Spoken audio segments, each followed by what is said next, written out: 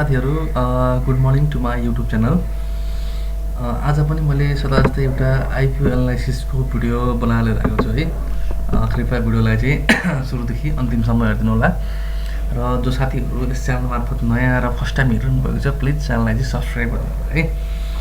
आज चाहिँ साउन 32 गते सन लाइफ इन्सुरेन्स नेपालले चाहिँ आफ्नो आइपिओ चाहिँ इस्यु गरिसकेको छ र आइपिओ दिनभन्दा अगाडि हेरौँ यसको वित्तीय अवस्था कस्तो छ कम्पनीको है। कम्पनी एनालाइसिस गर्छु इन्डस्ट्री स्ट्यान्डर्डसँग है। यसको सरस्वती हेऱ्यौँ भने इस्यु म्यानेजरमा चाहिँ नेपाल एसबिआई मर्चेन्ट ब्याङ्किङलाई चाहिँ यसले नियुक्ति गरेको रहेछ र आइपिओ इस्यु ओपन डेट भनेको 2080 साल 4 महिना 32 गते है। आजै हो इस्यु गरेको चाहिँ र क्लोज डेट भनेको चाहिँ 2080 भदौ 4 गते छ है।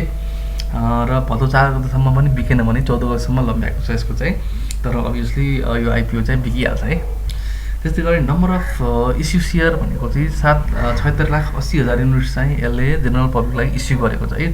फरेन इम्प्लिमेन्टहरूको लागि चाहिँ यसले बाँडफाँड पनि गरिसकेको छ र इस्यु पनि गरिसकेको थियो है।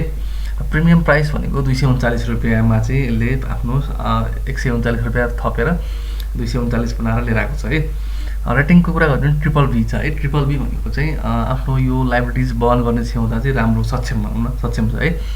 सेक्टर भनेको चाहिँ लाइफ इन्सुरेन्स है। लाइफ इन्सुरेन्स सेक्टर हो। ब्रान्च एन्ड सर्भिस अफिस भनेको बिछोडा छ यसको। एलोटेड पिपल भनेको 7,68,000 जनाले चाहिँ 10 किताको दरले हात पार्न सक्नुहुन्छ है। यो चाहिँ आइएमई लाइफ र रिलायबल लाइफ इन्सुरेन्सको तुलनामा अलिकति कमै हो है।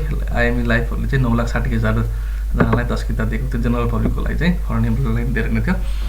त्यस्तै गरी यसको अब पेड अफ क्यापिटलको कुरा गर्ने भने है यो चाहिँ इन्डस्ट्री स्ट्यान्डर्डसँग कम्पेयर गरेर ल्याएको हो। पेड अफ क्यापिटलको कुरा गर्ने भने बिफोर आइपिओ इस्यु 2 अर्ब 24 करोड चाहिँ यसको पेड अफ क्यापिटल छ है।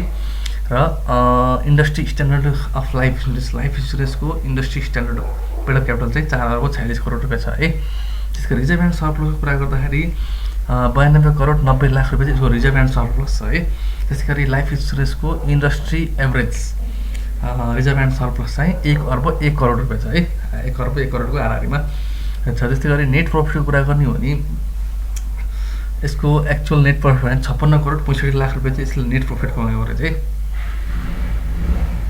र यसको लाइफ इन्सुरेन्स इन्डस्ट्री एभरेजको नेट प्रफिट हेर्ने भने 3 अर्ब 1 करोड रुपियाँ चाहिँ इन्डस्ट्री स्ट्यान्डर्डको नेट प्रफिट चाहिँ। नेट प्रफिट राम्रो पैसा कमाएको है।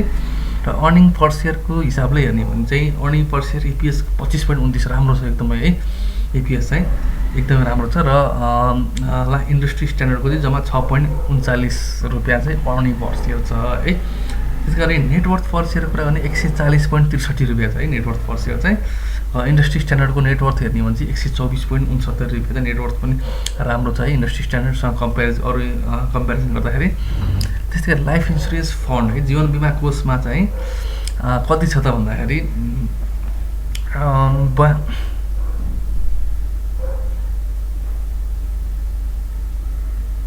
9 अर्ब 29 करोड चाहिँ लाइफ इन्सुरेन्स फन्ड रहेको छ है।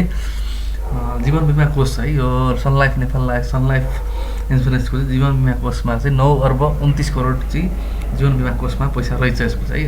इन्डस्ट्री स्ट्यान्डर्डमा हेर्ने भने चाहिँ 4 खर्ब 91 करोड अर्ब चाहिँ जीवन बिमा कोषमा छ है।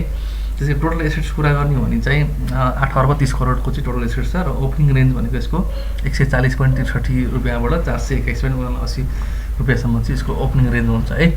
यो भनेको चाहिँ नेटवर्थ 3 गुणा हुन्छ जहिले पनि।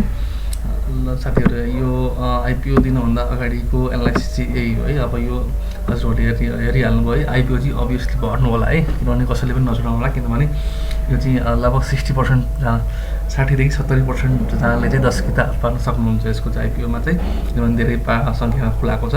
र यो चाहिँ इन्सुरेन्स सेक्टर भएकोले यसको प्राइस चाहिँ कम्तीमा नि 600देखि 650सम्म पुग्न सक्छ है। अहिले यो बेरिस मार्केटको ट्रेन्डमा बुल मार्केट भएको भए चाहिँ 800-900 हजारै पुग्थ्यो।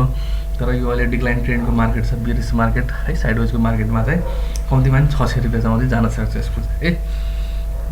बस थ्याङ्क यू भिडियो हेरिदिनु भएकोमा।